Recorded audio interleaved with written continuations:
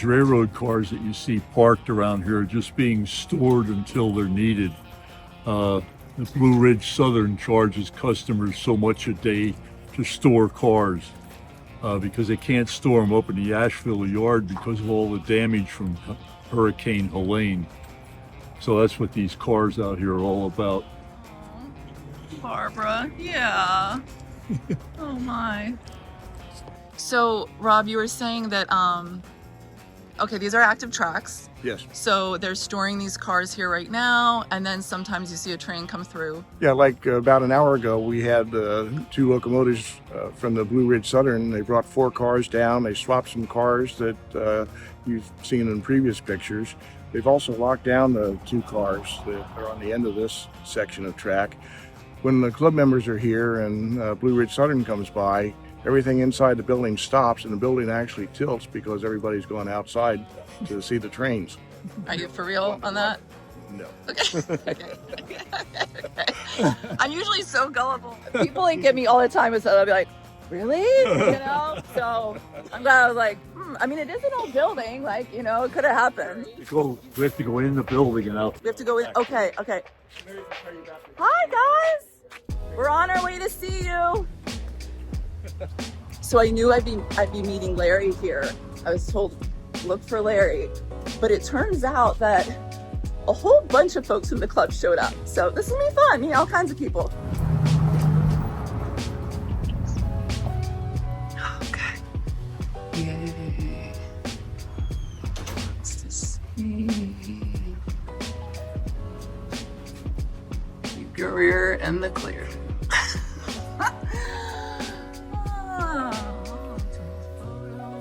Some things, a magazine. Hi. Whoa, look at that. Oh, that's cool.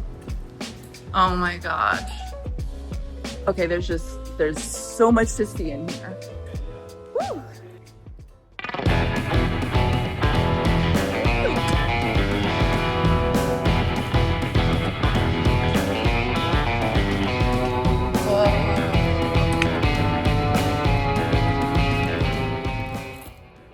Grand Southern. Yeah, and we keep cars and locomotives locked up here at night when we close up. What you're going to see is a garden railroad, and it's designed to stay 24/7, 365. So even when we had the hurricane, we lost a couple of the small trees, but everything else was just fine. No problems. Wow. I hear it coming.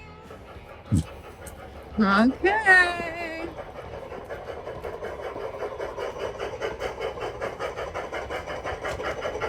On this end of the layout, we have timber operations in the 1900s. Well, back then you didn't have OSHA, you didn't have the EPA. So, I mean, timber operations are dangerous to begin with, but they were extremely dangerous back then because you didn't have the regulations. So up here by the church, you'll also see a graveyard with some folks that had passed because of accidents in the forest felling trees. The other thing is if you'll look real close at the scenery, you'll see some of it is actually live plants. We have our own drip irrigation system to keep them fertile during the summer months. So I think that's something that's unique, this layout. So you'll see both live and artificial.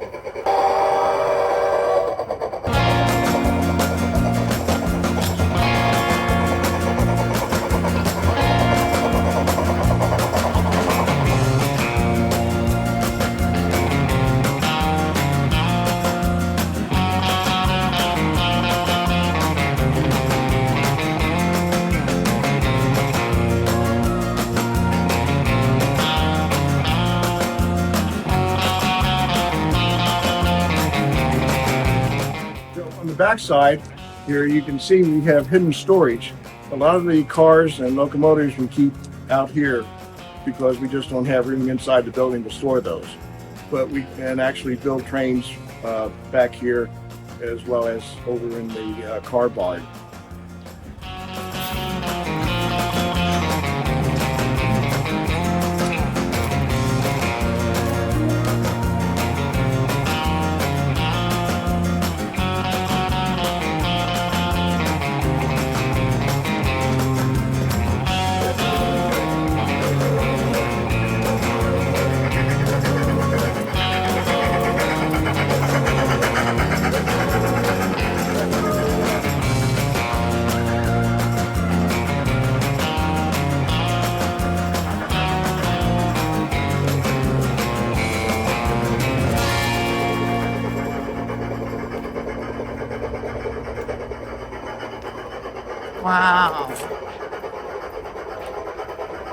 Real water going through there.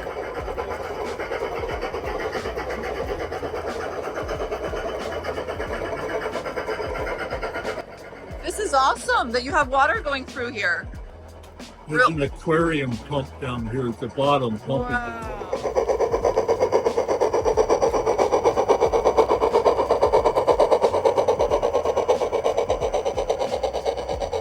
We're gonna light the building. We haven't done it yet. That's a cool bumper there. Wow,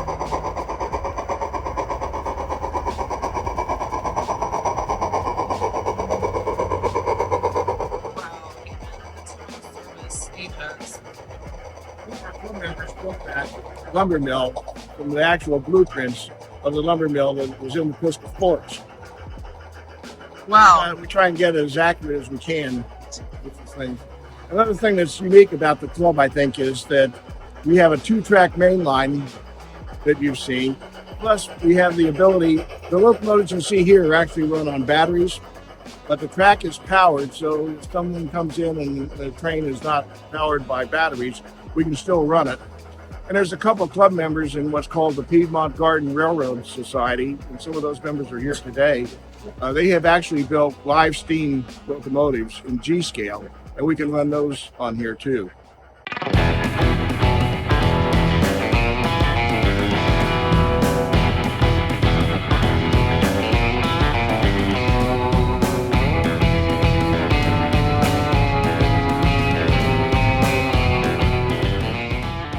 Now, you can't be in Western North Carolina in the mountains without a still, right? Without a what? Still? Make moonshine? I don't know much about making moonshine. I tried moonshine one time and a friend in Winston-Salem had made it. But that was my only experience. So I don't know much about making it or anything. Well, there's the still. They would go out into the forest away from everybody and they would melt their own ingredients and make liquor. I'm glad you pointed that out. Chilling, hanging out. Hello. Might I cut in for a second? Sure. I'm curious why you're in this train club and like what it does for you, for your lives. Look at that friendly face. All right, tell me. Let's see, I joined the club probably 12 years ago. And just I've always enjoyed trains. Grew up in Southern California, went to Disneyland. That's kind of where I learned to love trains. And just have a few Disney trains in this size and the inside size. Okay, so I have seen Ward Kimball's collection in the Southern California Railway Museum. I lived in the LA area for like 11-ish years, and there's so many like Walt Disney fans. In fact, in Anaheim, I visited a guy's G gauge in his backyard. It was basically has the Disneyland theme. Like it's you've seen that Castle Peak or whatever. yeah, Castle Peak and Thunder. Like it's amazing. Anyways, so that's very cool. Okay. Saw your channel. You came to the train show at Spencer, I guess a year or two ago, and we looked you up and said, "Oh, really cool stuff," because you did a lot of train stuff, and I guess you have family here. And so anyway, followed your channel. We saw you come in. They were like, "Oh, somebody's coming to do YouTube today," and then I was like, "Oh, it's Lisa K Entertainment." So that's awesome. And you had emailed me or messaged me or something? Yeah, you had came to the Flat Rock Playhouse, and Yes. I was like, "Oh, you should come see the train layout at the depot," and that was I don't know. I guess you ended up here, so that's good.